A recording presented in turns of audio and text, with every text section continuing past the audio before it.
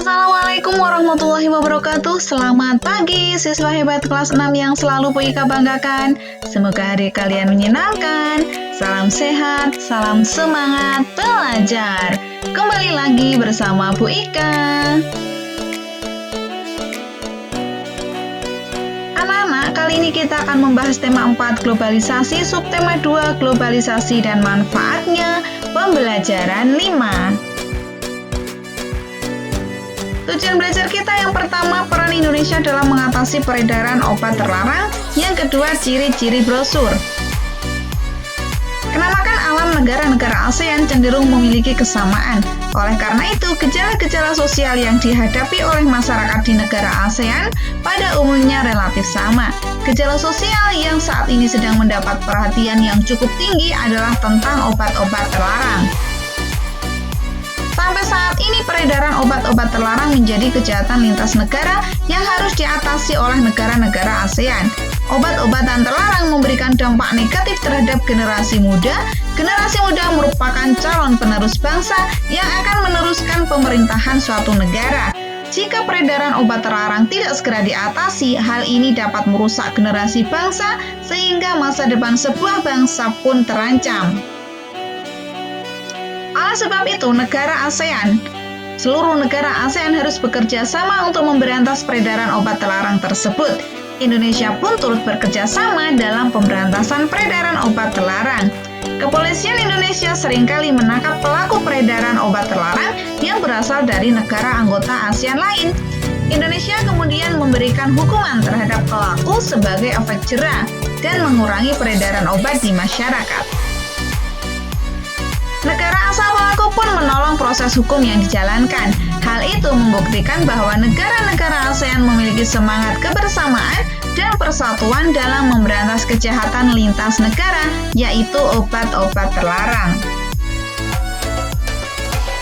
The Golden Triangle ASEAN. Golden Triangle ini meliputi pemberantasan Myanmar, Thailand, dan Vietnam. Di Golden Triangle ini pernah menangkap 147 kg heroin yang diselundupkan dari Myanmar menuju Thailand menurut data dari UNODC, United Nations Office of Drug and Crime.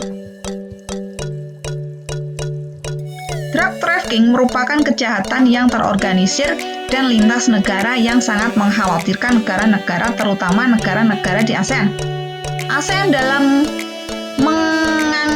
menangani ini memiliki beberapa kesepakatan antara negara dalam membentuk Badan ASOT, ASEAN Senior Official on Drug Matters, sebagai lembaga yang mewadahi negara-negara ASEAN untuk bekerja sama dalam menanggulangi penyalahgunaan narkotika dan obat-obatan berbahaya.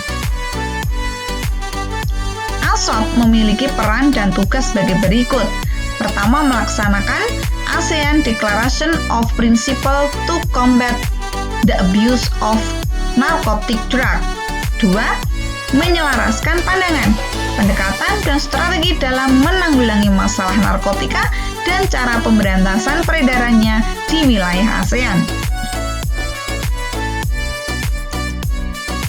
Kejahatan narkotika dan obat terlarang atau narkoba pada umumnya bersifat transnasional, cross-border, sehingga tidak ada satu negara pun yang terlepas dari sasaran sindikat kejahatan narkoba internasional termasuk Indonesia.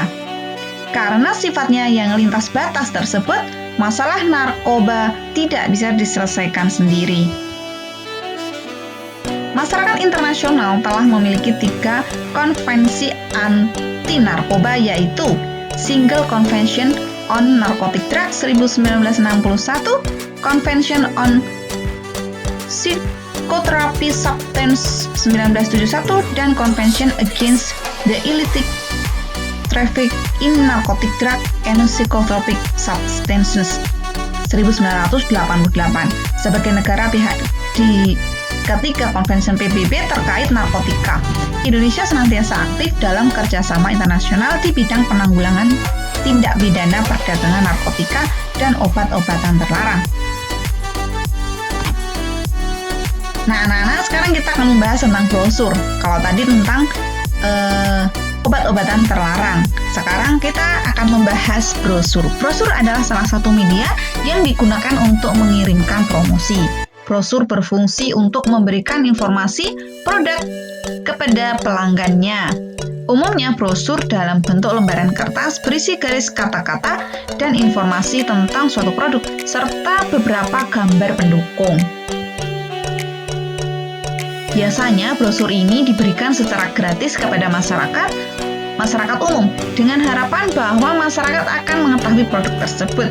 Brosur sering berisi tentang makanan, investasi sekolah, kampus, usaha, dan lain sebagainya.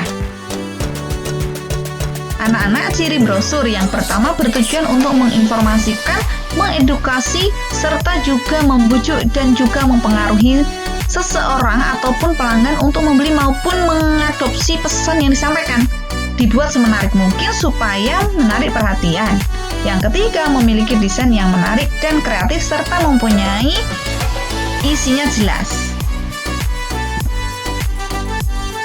Ciri-ciri utama brosur adalah pada bentuknya yang dilipat 2 atau 3 dan terkadang ada yang dijilid menjadi sebuah buklet, serta umumnya akan dicetak pada kedua sisi depan dan belakang.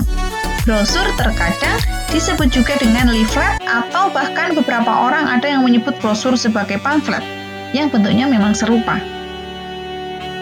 Anak-anak, berikut adalah contoh brosur.